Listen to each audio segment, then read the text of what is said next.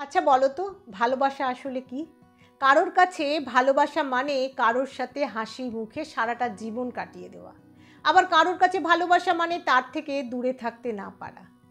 আবার কারোর কাছে ভালোবাসা মানে হলো সব সময় ভালোবাসার মানুষের সাথে দেখা করা, ফোনে কথা বলা।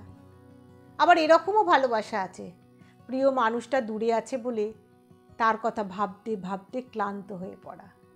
কিন্তু তোমরা কি এটা জানো যে এগুলো কোনোটাই ভালোবাসা নয়? যদি রাস্তায় পথ চলার সময় কোনো মানুষকে দেখে বলো ওয়াও, কিংবা বাহ কি সুন্দর, কিংবা বারবার তার দিকে দেখছো, তোমার মনে হয়েছে এটা হয়তো ভালোবাসা। কিন্তু একবার ভেবে দেখেছো, যদি সে সুন্দর না হতো তাহলে তুমি কি তার দিকে তাকাতে, কিংবা তাকে বারবার দেখতে? কারো সৌন্দর্য দেখে যদি তুমি তার দিকে বারবার তাকাও আর ভাবো এটাই ভালোবাসা, তাহলে একদম ভুল।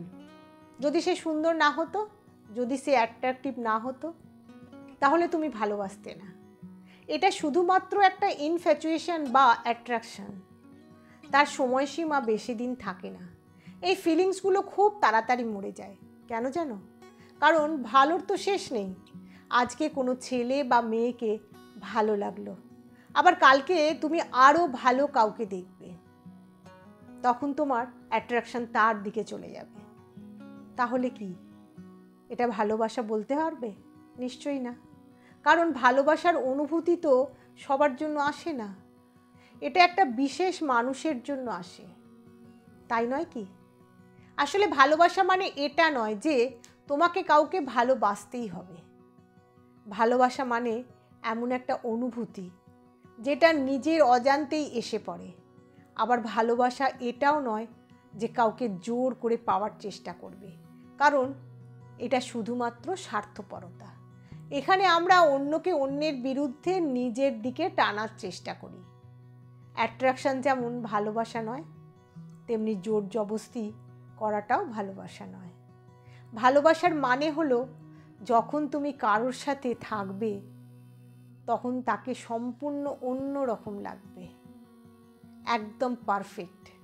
তোমার মনে হবে যে এমন মানুষ আর পৃথিবীতে দুটো নেই। তার মধ্যে তুমি নিজেরই সংজ্ঞা খুঁজে পাবে, তুমি নিজেকেই খুঁজে পাবে, নিজের প্রতিমূর্তি দেখতে পাবে। ভালোবাসার কোনো সংজ্ঞা হয় না, ভালোবাসার কোনো মানেও হয় না, সেটার বিস্তারিত কোনো ব্যাখ্যাও হয় না। ভালোবাসা তো শুধু সেটা যেটা তোমার নিজের সাথে হয়। যখন তুমি তোমার কাছের মানুষটার সাথে থাকো তখন তোমার এক মুহূর্তের জন্যেও মনে হয় না তোমার পাশে অন্য কেউ বসে রয়েছে। তোমার সর্বদা এই ফিলিংসটা আসবে যে তোমার পাশে যে ব্যক্তিটা তোমারই একটি সত্তা, আর তখনই তোমার বিপরীত মানুষটার প্রতি তোমার ভালোবাসা দ্বিগুণ হয়ে যাবে। ভালোবাসার মানে এটা নয় যে শুধু আমাকে এর সাথে থাকতেই হবে। ভালোবাসার মানে এটাও যে সে যেখানেই থাকি না কেন হাসি খুশি থাকি, সুখে থাকি, ভালো থাকি, তাই না? ভালোবাসা তখনই হবে যখন তুমি মন থেকে কাউকে সম্মান করবে, সে যেমনই হোক না কেন, তাকে মন থেকে গ্রহণ করবে। ভালোবাসা মানে তুমি তোমার পছন্দের মানুষটাকে সব সময় সাপোর্ট করবে, তার সফলতায় সবচাইতে বেশি খুশি তুমি হবে।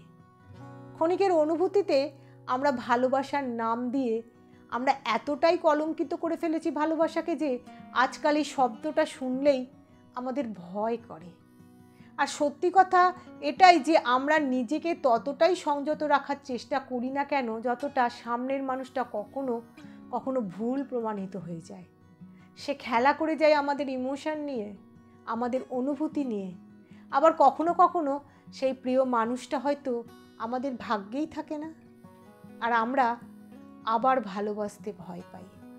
কিন্তু জীবন মানেই তো এক ধরনের যাত্রা, তাই না? মানুষ আমাদের জীবনে এসে কখনো কখনো সুন্দর মুহূর্ত দিয়ে যায়, আর কিছু কিছু জিনিস শিখিয়ে দিয়ে যায়।